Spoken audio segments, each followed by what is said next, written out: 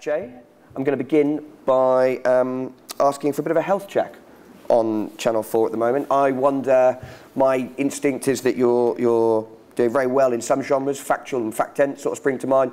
Others, perhaps not quite as strong. I wonder if you think that's a fair assessment. I think we're probably in the best place we've been for about 5 years, if I'm honest. I think if you look at the performance, the main channel's up year on year, the portfolio's out for all audiences in peak. We're having an incredibly strong year in terms of ABC One's the highest we've had for 5 years. Our young share, as I mentioned the other day, probably won't be true for a long period of time, but between 8 and 11, we're now delivering bigger young audiences than ITV, which I think for a small channel is a pretty formidable achievement. So in terms of performance, I think we're in a really good place. And last year we were talking about the factual renaissance, and I think we've had an incredibly strong run of factual, amazing run of BAFTA wins as well. But for me, to be able to match that now with the sort of success we've had in drama and comedy, I think really shows a channel that feels very confident. So I'm really happy with where we are. Okay, I mean, you are up year on year, it's true. It's... I love that.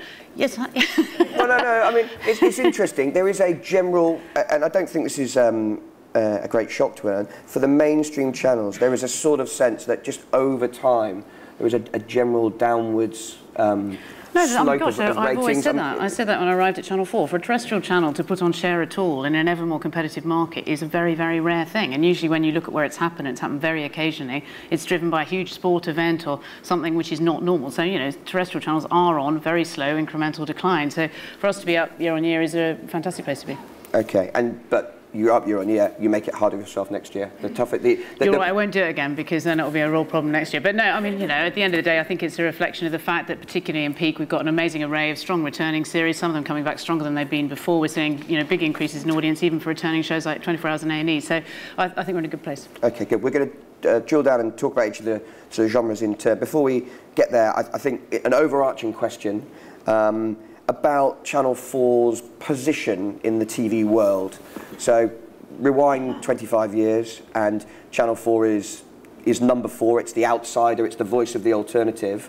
I wonder now whether Channel 4 is part of the mainstream, part of the establishment, given that in a digital world, many channels, the internet, huge new, exciting Vice, things like that coming along.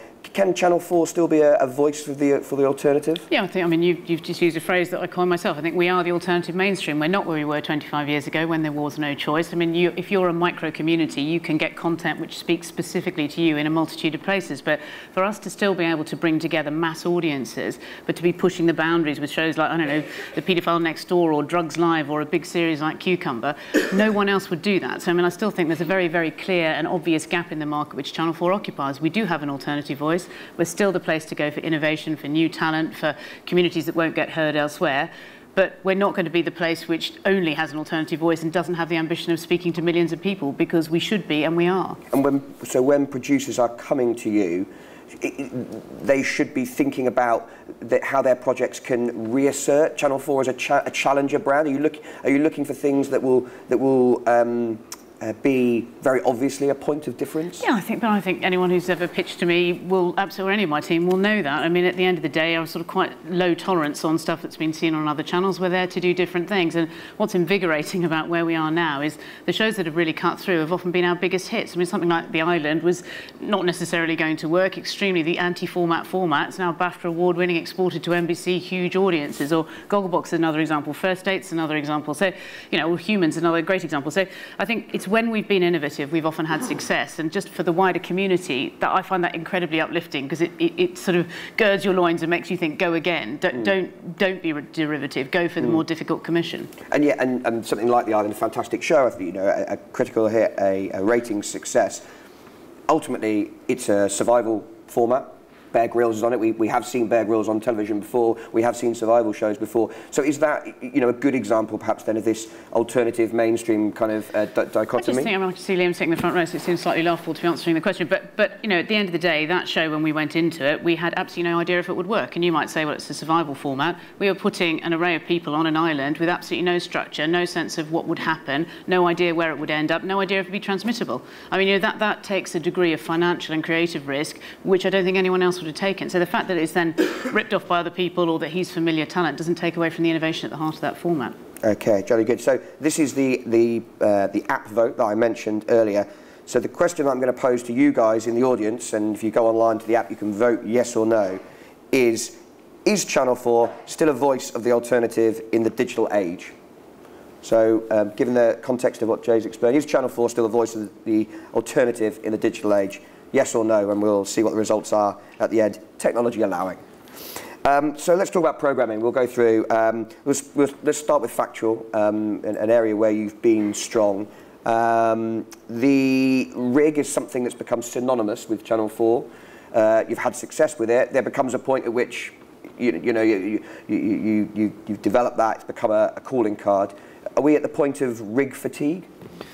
No, I think since people have been talking about that for years, and what's amazing is how successful those shows continue to be commercially, I'll be honest with you, but also I think, I mean, The Garden know this, I bore on about it the whole time, but as an example of documentary craft, I think shows like 24 Hours in Custody in particular, but A&E as well, are an exceptional art form. I genuinely think that. And if you look at a show like The Tribe this year, us being able to use that technology to reinvent anthropology for television just shows that there's still momentum in that as a way of telling different stories about the world. So I think that's exciting. But the broader debate in docs has got to be, where do we go next? And we've had a pretty extraordinary years. If you look at something like Stranger on the Bridge or, The Paedophile Hunter, being able to find splashy signals that also experiment with form is really important. And actually, later this year, Amy and David Glover are doing a project with Films of Record, which we're sort of describing, perhaps slightly inadequately, as a sort of real crime piece, where you look at a documentary and see, can it have the values of a great scripted drama? Can you tell the story of a single murder with the perspective from sort of everyone involved, but give it the beats of a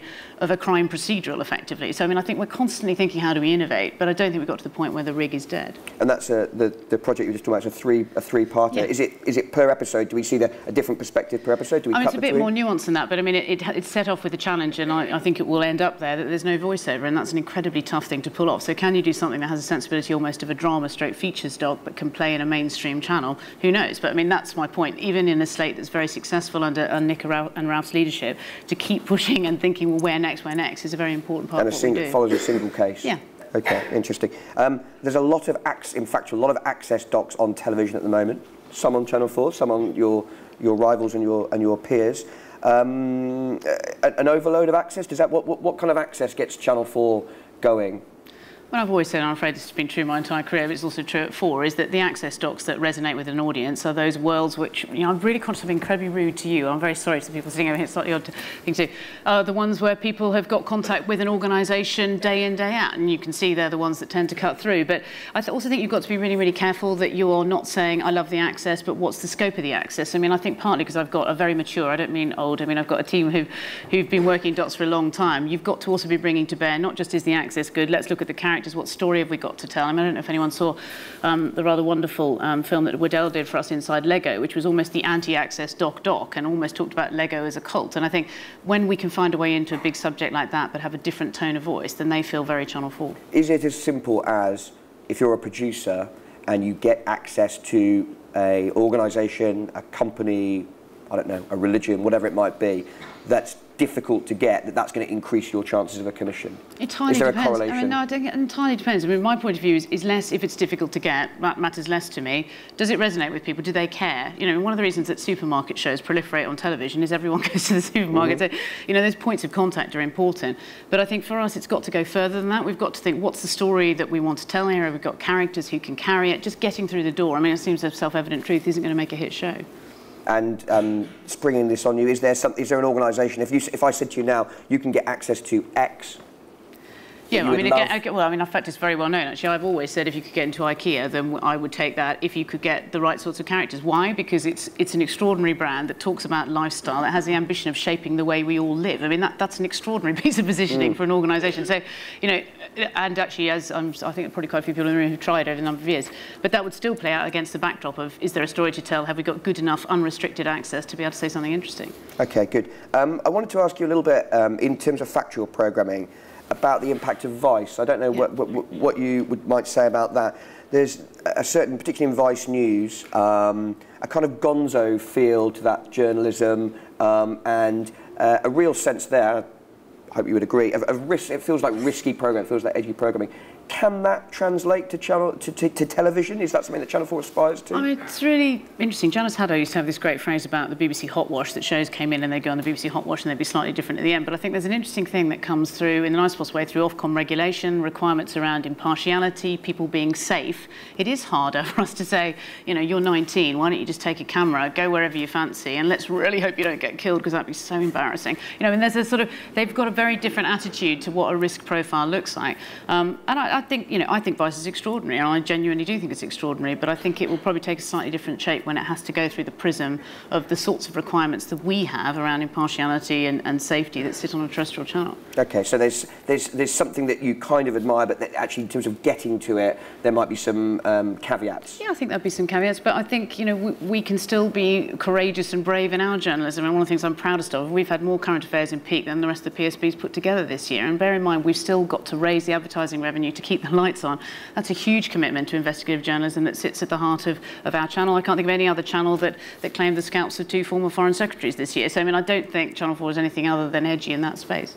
Okay, good. We're going to move on genre-wise now and to talk about entertainment and factual entertainment, and we're going to talk about them in one segment, given that you have effectively merged those two departments. Yep. So entertainment's clearly a difficult genre across the industry. I wonder if you can tell me why is TV struggling with entertainment so much, and why has Channel 4 decided that by sort of segueing it into factual entertainment that you can be a bit different? I mean, I think it's, I mean, lots, I'm sure there are entertainment producers in the room. It's been grim for quite a long time now. I mean, I think the best part of a decade, there's been a lack of anything that really redefines what entertainment looks like on television. And, you know, sometimes genres go through this sort of phase where there's a kind of wider malaise. And if you look in the American market, it's exactly the same. It's not that we've been uniquely uncreative. So I think it's tough. I think why did I merge the teams? Because actually that sort of big team working together where you get the cross-fertilisation of ideas has been unbelievably effective for us in factual. There's also, you know, back in Liam's leadership, shows like The Jump and The Island came through factual entertainment, and my instinct is that we'll never be part of that Saturday night arms race. I've always said that, and I think we're at our best. You look at The Last Leg or Cats Does Countdown and Joe Wilkinson's extraordinarily surreal performance in that.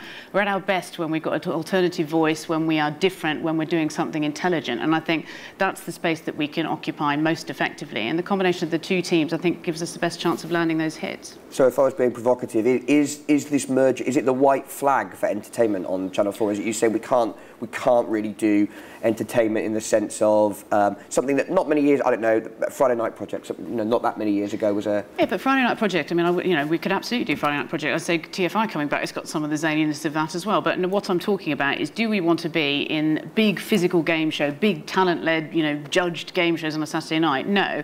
Do I think, you know, Last Leg is a classic case in point. No other channel would have made that, persisted with it, grown it, launched that talent.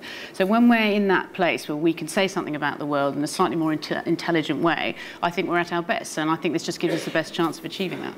Is the TFI revival just a little bit depressing? That the best that the creative community, the best that Channel 4 can do for a sort of an exciting entertainment show is to go back 25 years and... I think you make a really good point, and actually I'm sure there are people in the room who've been in here. If one more person says to me, in fact I think you said it actually, can I bring back the word no? So I feel really, really strongly at 4 we have to be very careful in this space, and you know, as was said at the Channel of the Year last night, the sort of appetite for nostalgia brands across the sector is now so long that Frankie Boyle could hardly get the list out before we had to announce the awards. But if you think with us, I think we've launched 2. I think very, very carefully before we do it, because I think we're there to innovate and change things. But, you know, 4.5 million people watched Chris come back to TFI. I thought it was a rather extraordinary watch, and you know, if everything we were doing was a revival, that would be a pretty lame place to be. But I think it's a team that will go under in a slightly different direction under Ben, which I'm excited about. We've got a rump of good shows there. We can do more, and I don't see why it can't be part of that mix.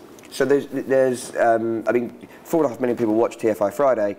An exercise, I would imagine, like for me, in nostalgia really. I watched it because I thought, oh yeah, I remember that. I used to watch it before. Just to correct you for a second, interestingly, that's exactly what I thought would happen. And if you look at the young profile for that show, there were a huge number of people who'd never seen TFI, who were very, very young, if they even remembered seeing it, who were watching it. And that, in a sense, is what you're looking for when you decide whether to bring something back in volume. It cuts through with a whole new audience, and there is something fresh about a show like that, I think, if it can speak to people who don't remember it last time around. And it'll be dangerous, the new one? Will it be able to I mean, if anyone's ever worked with Chris, that's the only way you go. I mean, there's literally no other option. Sean Ryder? I remember when he went on the One Show. As a guest? You know, I don't think Sean Ryder constitutes risk in that context anymore. We played that gag. I mean, Chris is a dangerous broadcaster. I have been a huge fan of his for years. You never quite know what he's going to do, and that's one of the reasons that's exciting he's coming back. Jolly good. Interestingly, talking about merger of departments, there's a thing going on Channel 4 at the moment where quite a few of your shows are coming out of commissioning departments where it's not obvious that they would naturally live. So I think, as you said, The Island came out of Fact End. Your new Hunted, which is coming up very shortly next week or the week after, I think, it's come out of formats. We're going to look at lookalikes, which again came out of formats. There's something, I wonder, blurred genre lines. Is that something you're consciously trying to work on? Yeah, consciously trying to do it. I mean, I won't bore on about it for long periods of time, but I mean, we've fundamentally changed the way we work at 4, looking, lots of academic research around creativity, but also around the way Pixar works. And, some of the most interesting work around creativity is around the collision of different ideas from people with different experiences. So, we fundamentally, build that into every decision that we take. I have cross-genre commissioning teams meeting every single week, only talking about ideas. And what's been exciting about that is the build you get from someone, I'm sparing his brush, I don't think he's here actually, but Piers is fantastic in reality shows.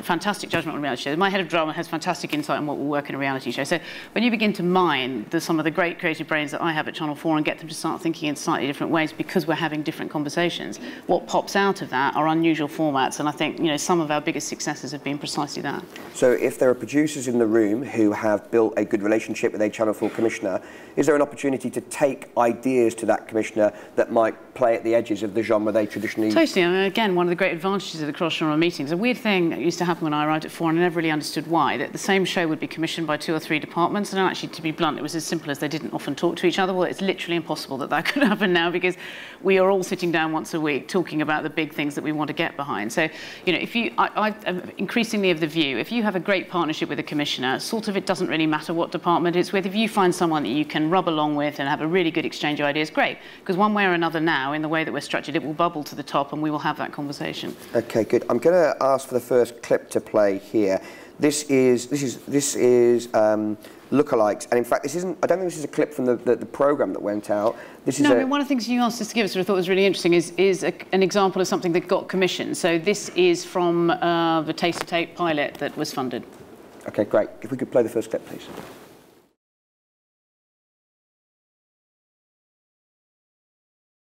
So a lot of chuckles and nods. So that was the sizzle. Did Channel 4 pay for that? Yeah, we paid for that. And but I think it's quite an interesting story about how that came about. So we'd had quite a lot of conversations about lookalikes and can you get the territory to work, and it's quite a tough one. And Dom then had a conversation with Jonathan Sadler, which then led to, I think it's this way around, a side of A4, which actually, have I seen the title on it, would never have got this far. It was actually called Crikey, It's a Lookalikey. So, Jonathan, if you're here, that is shameful. But anyway, off the back of that, we had a funded development that led to that. And that was quite an interesting one because we experimented with it a bit. So we played some of these as shorts as part of all 4, which was really interesting to see the audience response to that. We tweaked it slightly. We got lots of input from other people about, what is it that you're watching here? Do you need comedy writers? Are you playing it as an ob-doc? What is it? And it then launched at 10 o'clock and did incredibly well for us. So it's been through lots of different incarnations with lots of input, and I think it's become better as a result. And is that a good example of the narrative, the progress to get on screen? Do you like things with? Do you like to see a sizzle tape? Do you like talent attached? How treatments? Is there? Well, I still think, maybe it's just terribly old-fashioned. I'd always say, please don't do big laminated things. Never read to me from a 25-page PowerPoint. I mean, I think at our best we are good at good conversations, and it's, I think great producers know that. You want to find someone you can have that connection with, and you can then build it. And that's a classic example of that. It's a conversation that led to 2 sides of A4 that led to a very well-funded development that became shorts, that became a single, that have become a series. So, but also along the way, I mean, Phil Clark was in the room, and I mean, to have your head of comedy sitting there going, well, would it be better if we had writers? How do we play with that idea? And that just gets you to a much more interesting place, I think. Okay, so there's some lessons there, perhaps. We're going to move on to drama now. And we also, in terms of clips, we asked you to bring a clip that was of a show that was channel defining, I think, and you've chosen, unsurprisingly, the massive smash hit Humans. Yeah. I don't know if we can have a look at Humans, and then we'll discuss that.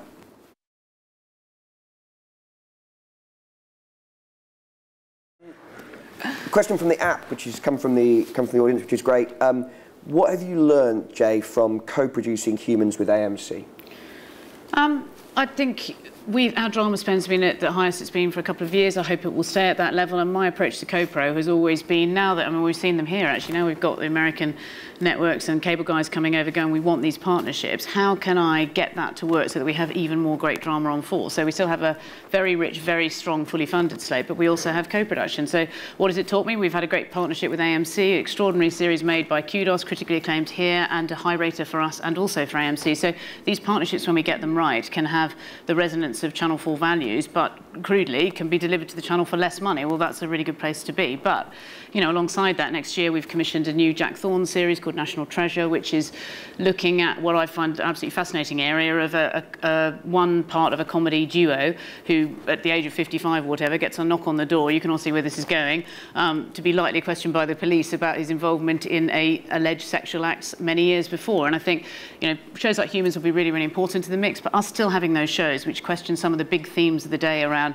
your capacity for doublethink, what you remember 20 years ago, what was appropriate behaviour in the 70s that isn't appropriate now, seems important as well. So we'll have those shows which are uniquely Channel 4 in flavour. If alongside that we can find properties like this which are also big commercial hits, that's a fantastic place to be. It is the fact that it seems to me that the bar for drama has been placed higher and higher in terms of, if you think about you know, Game of Thrones, you think about the Netflix originations, even Sky doing something like Fortitude, where it feels as though there's a trend to really want to see money on screen. Presumably for Channel 4 to play in that space, you would have to do that as a co-pro. Well, not necessarily. We could probably have done it a slightly different way. We just have had less great drama. So when I go into the autumn now, I think some people have just seen This Is England 19, which, if you haven't, is just jaw-droppingly good. It genuinely is. But, you know, when you think of the year we've had the highest rating drama with Indian Summers, trumped very shortly later by the second highest rating drama, and Cucumber in the mix, and Coalition, and This Is England 90. So I think for us to have those pieces is incredibly important, because I feel very strongly that a channel, when it's really cooking on gas, has got a very strong drama slate, and I think we've got one now. OK, good. I'm going to move on with time, as ever, is against us on this. So I wanted to talk to you very briefly about comedy.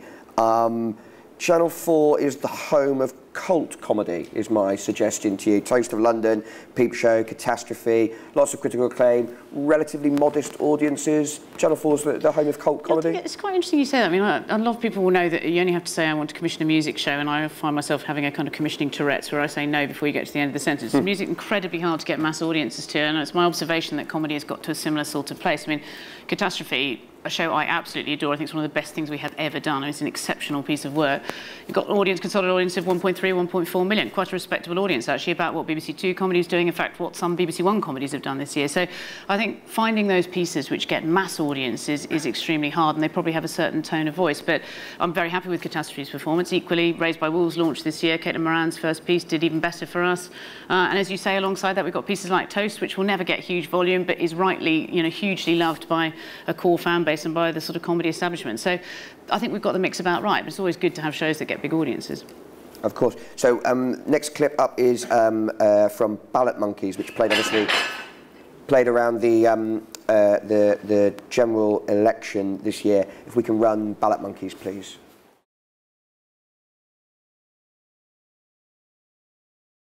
No, I think we asked you for a clip that was it was surprising, or it didn't quite work out how you wanted it. What Ballot Monkeys, tell us. It was just an extraordinary story, that. So we literally got a side of A4 from Jimmy at Hat-Trick saying, do you fancy doing this? And I, possibly because of my background, became completely obsessed that we had to do the election properly at 4, that part of our job was to get young people engaged with the issues, not in a kind of clunky, worthy way, and shows like Coalition and the Alternative Election Night were part of that. But so it was commissioned literally off the side of A4. And what then happened was completely extraordinary, because there were writers starting at 7 o'clock in the morning, it was filming at 11 o'clock, it was delivering at 7 o'clock, it was on air at 10 o'clock. So the notion of quick turnaround comedy, an extraordinary thing to see. And I don't know if anyone from Hat-Trick is here, but it was the sort of the most extraordinary bringing back together of some of the great minds of comedy to work on this show. So it was an extraordinary thing in terms of the innovation of form. Even more amazing to me was that it got a really, really good audience. It got, you know, 1.8, 1.9 million. So, you know, conventional wisdom, you can't get people to a political programme for love nor money. We've got a huge young audience turning up for an innovative comedy that tells you something about the general election. Just an all-round really interesting thing to have done. Okay, good. We're going to, again, move on quickly. I wanted to ask you for a few specifics that can hopefully give some pointers to the people in the audience. What are the biggest opportunities on Channel 4 at the moment? So is there a slot or a genre or a night of the week that you're particularly looking to try and reinvigorate or change? What are the big opportunities? You'd told me you were going to ask this, and I've got two answers, I suppose. It always worries me when small indies come to see me and they say, you know, I've got this single film about female genital mutilation, I've got 5 people working on it, I think it would take 6 months to deliver, and I want to wrestle them to the ground and say, you're never going to make any money, this is a disaster. So one of them is a pragmatic suggestion, which is, I think the slot, and I have talked about this for a number of years, that we still need help in is 10 o'clock on main channels. So if you look at the success we've had with things like Gogglebox or First Dates or Body Shockers or actually lookalikes, we're beginning to get a sort of pattern of shows that do really well for us there. But they are, you know, thinking about something that would be good for people who don't want to watch the news, that might be entertaining, either overtly or factual entertainment in a kind of slightly more structured way. Very, very helpful, and actually it's more of a nursery slope for us in some ways. You can be more protected there, and we can grow shows and get them to scale. So 10 o'clock, really, really good opportunity. The two other ones, if you're feeling brave, I'd say 9 o'clock on Channel 4, entertainment show. You know, there will come a point where, you know, we need to do things other than Gogglebox, and it's really, really hard. It's hard to find things that will get to scale in that slot. So the reinvention of 9 o'clock entertainment, I suppose, would be one on a Friday. And the final one, and I think this has been true across the board, you know, what's the new tone of voice in lifestyle programming? And Features has still got a lot of those tropes that we've all seen for 15 years, right across the board. It's true of all channels, and again, true in America. How do we find a new, voice for contemporary lifestyle? What would those shows look like that fundamentally reinvented the form? So the last two are harder and they sort of keep you awake at night, but I think 10 o'clock is a good, realistic thing for a lot of people to aim for. Okay, good. Lots of opportunities there. I wanted to move away just to some wider sort of industry issues for us to discuss. There's been a lot of talk about the BBC at this Edinburgh for fairly obvious reasons.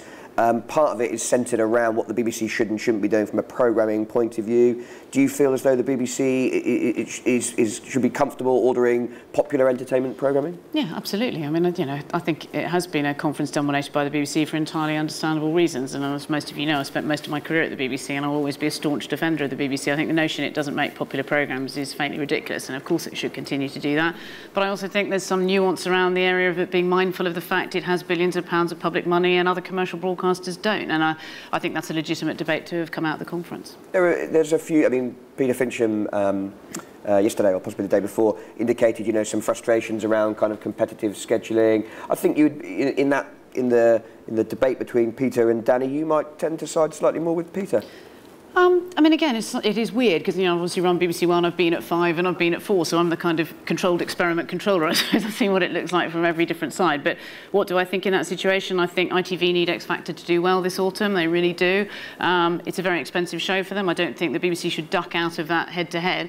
But I think aggressively trying to clip it is something that they at least need to pause for a moment and think about before they do it, because it has an overt impact. And as I said the other day, I know what it's like when you're sitting on BBC One. You're in the luxurious position, you have more than £1 billion of public money, and there is no consequence if stuff doesn't work. For Peter and for a commercial channel, there is a real consequence, and I think it's just being aware of that impact. Okay, let's talk Indie Fund. Sure.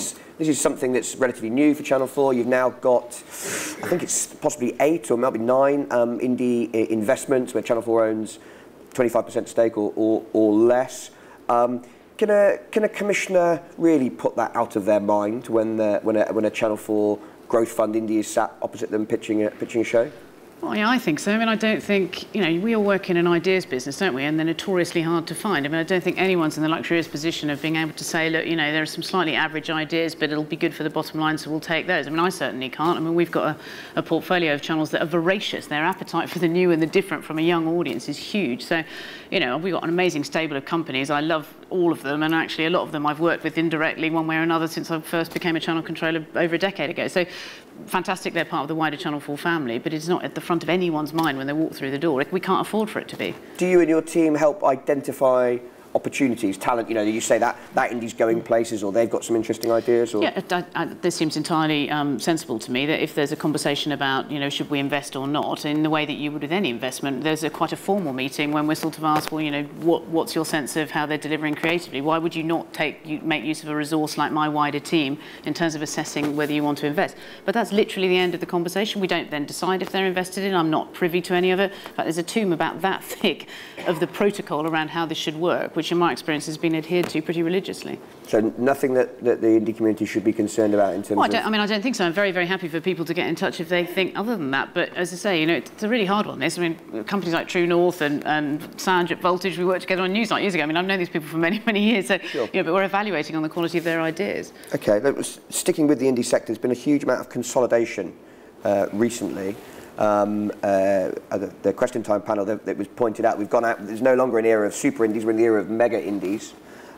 Is mega bigger than super? Sorry? Mega's bigger than super. Mega's bigger than super, I believe, technical terms. Has Channel 4, is there a knock-on impact in terms of the companies that you're dealing with, the ideas that are coming your way? Is there a link between the consolidation and the way the indie sector relates to Channel 4? I think it's always a slightly funny thing when it happens. I noticed it last night actually at the Channel of the Year when the 2-4 showreel comes up, and the 2-4 showreel is predominantly Channel 4 shows, and and that's great, fantastic. They've been great partners, but often it's the case that a company gets to scale by having a very good relationship with Channel 4. It was true of The Garden as well, but there are lots of companies like that. So, you know, it's a bit like being a parent and you sort of wave them off, I suppose, and say, you know, go forth and become more richer. What do I think at the end of it? I mean, I'm slightly fascinated by this because I've seen it over many years and what impact is being bought have on big creatives. I think it entirely depends on the individual, but I've seen versions of it where, you know, some people who had extraordinary integrity and conviction in their ideas, you can feel the heavy hand of a finance director on their shoulder, and it entirely depends who you sell to. I always say this to people if they come to me for advice, and I think that it's always sad when that happens because most of the people in this room went into this business because they love telly, they want to make great shows, and they're good entrepreneurs, and I think I never want to see that taken away from them, and you know, some people deal with it much better than others. Okay, that's interesting. I mean, there is certainly at the moment we're seeing a new generation of indies emerging, whether that's people setting up on their own, whether that's being umbrellaed by some of these kind of bigger groups. We're seeing some individuals come out of the consolidating. I think the coming out thing's absolutely, sorry, I don't mean that in a sexual sense. It's interesting that, and it speaks to what I said earlier. You see these people who went in, they were passionate, they started a company, they sold out, they weren't happy with what they were required to make when they were doing that, and they fall out again and start again. And that is an amazing sense of sort of renewal in a weird way. Okay. There is no doubt in my mind, and I'd be interested on your take on it, that the mood around Channel 4 has changed quite dramatically from, say, 2 years ago. You started off at this interview by saying you felt you were in a happy, a strong place. Channel 4 is doing well. What changed? How did you get from where you were to where you are now? Did you change the way that you work on a personal level? Did you change the way that Channel 4 operates? What was what happened on that journey? The one appeal I sort of make to everyone is it takes a very long time to fix a channel. So I mean, the whole narrative of why haven't you fixed it yet is just, I mean, I'd say this on behalf of all channel owners, it's just not very helpful. I mean, it's just, you know, when I got there, we had no Big Brother, we had no development pipeline, and we had franchises in decline. So it was an absolute mountain to climb. And in a weird way, you know, I'll have been there 5 years in January. It's sort of gone in the sequence I would have expected it to. The genres we were able to fix first were the factual genres, which have got shorter lead times and we could make real changes. Behind that, we've now had a really confident year in terms of scripted. We've now got more work to be doing in terms of entertainment. So there's no sort of miracle. It isn't that it was all terrible 2 years ago and now it's all brilliant.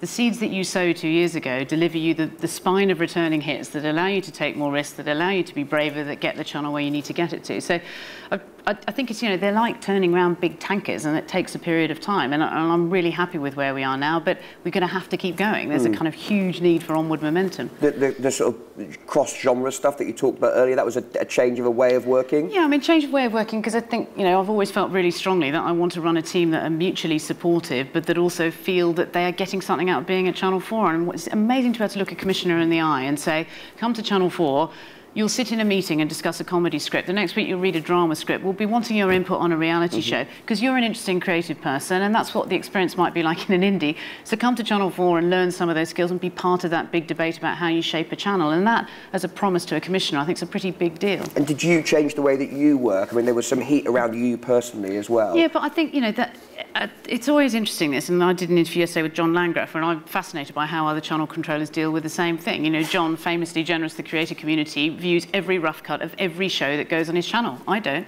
So, you know, the kind of micromanaging stuff that was bubbling around a couple of years ago, it's entirely, you know, how you interpret it. And at the end of the day, I make no apology about the fact that I'm held accountable for what goes on screen. Someone has to make the decision. At the moment, it's me. So, yeah, I'm the bad guy in that sense. But I think you can't, it's not a kibbutz. And I think we have to accept that, you know. And having a few hits, having Gogglebox, having Educating come through, these but they're all part of being rigorous on quality, getting the right team in place, having the right conversations, nurturing relationships with indies who will then deliver those shows. I mean, our success is your success. You have delivered the shows that have turned this channel around. OK. We have a final clip. We've just got time to get this final clip in. This is something that's forthcoming that we haven't seen yet. This is SAS Who Dares Wins from Minnow, I think it is. From Minnow, yeah. If we can play that clip, and then, Jay, perhaps you can tell us a little bit about it afterwards.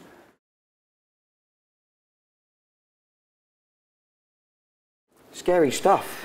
Scary stuff. It is, but honestly, I work in telly because sometimes someone takes a show like that and does that to it. So, I mean, that's Colin Barr and Morgan at Minnow, but it is just an extraordinary reinvention of form. It has got those amazing filmic qualities.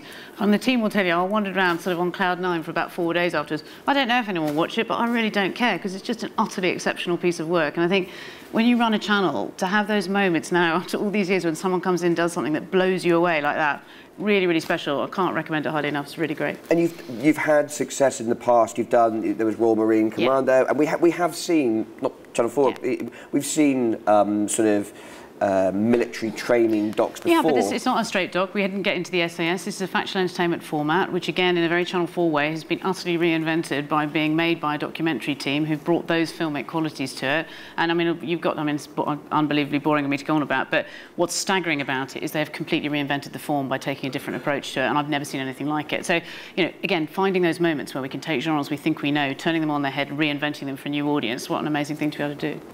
Excellent. We have a result from our app vote. The question was around, you know, can Channel 4 still be a voice for the alternative in the digital age?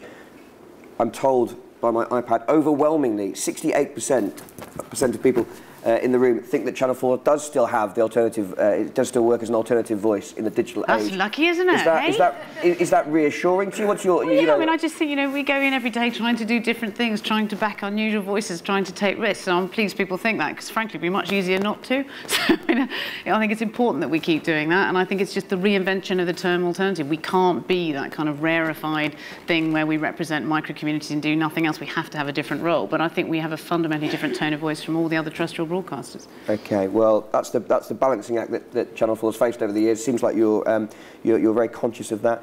We have, unfortunately, I think, I'm just looking down, run out of time.